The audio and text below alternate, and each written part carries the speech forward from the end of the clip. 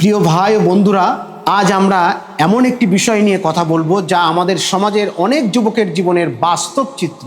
একজন যুবক Messi, Neymar কিংবা রোনালদো গোল করলে আনন্দে লাফিয়ে ওঠে, রাত জেগে খেলা দেখে, তাদের ছবি ফোনের ওয়ালপেপার বানায়, তাদের জার্সি পরে তাদের নিয়ে তর্ক করে, এমনকি বন্ধুত্ব পর্যন্ত নষ্ট করে ফেলে। কিন্তু একটু ভেবে দেখুন, যে যুবক তার প্রিয় খেলোয়াড়ের একটি ম্যাচও মিস করতে চায় না, সে কি কখনো ফজরের নামাজ মিস হওয়ার জন্য কেঁদেছে? যে যুবক মেসির জীবনে প্রতিটি খবর জানে, সে কি রসুল সাল্লাল্লাহু আলাইহি সাল্লাম জীবন সম্পর্কে ততটুকু জানে? যে যুবক রোনালদোর গোল দেখে আনন্দে চিৎকার করে, সে কি কখনো কোরআনের একটি আয়াত শুনে হৃদয় নরম করেছে?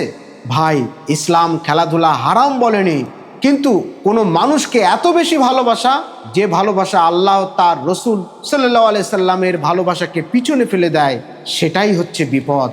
রসুল পাক সাল্লাল্লাহু আলাইহি সাল্লাম বলেছেন, তোমাদের কেউ ততক্ষণ পর্যন্ত পূর্ণ ঈমানদার হতে পারবে না যতক্ষণ না আমি তার কাছে তার পিতা, মাতা, সন্তান এবং সমস্ত মানুষের চেয়ে অধিক প্রিয় হই। বুখারী শরীফের মধ্যে স্পষ্ট এসেছে। একটি ছোট্ট ঘটনা বলি।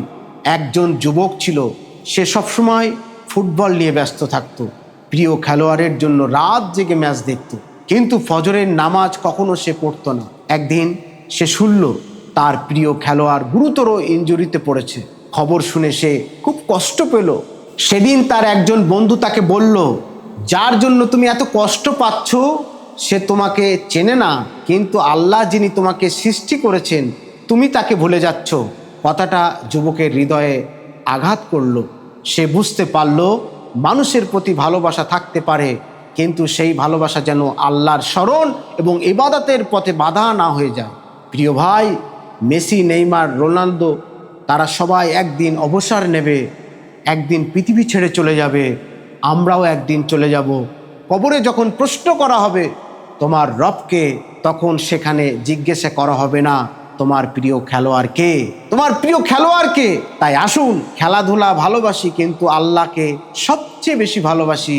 খেলা দেখি কিন্তু নামাজ ছেড়ে নয়, মানুষকে সম্মান করি কিন্তু অন্ধ ভক্তি নয়। কারণ দুনিয়ার সব ভালোবাসা একদিন শেষ হয়ে যাবে, কিন্তু আল্লাহর ভালোবাসা এবং তার রহমত কখনো শেষ হবে না।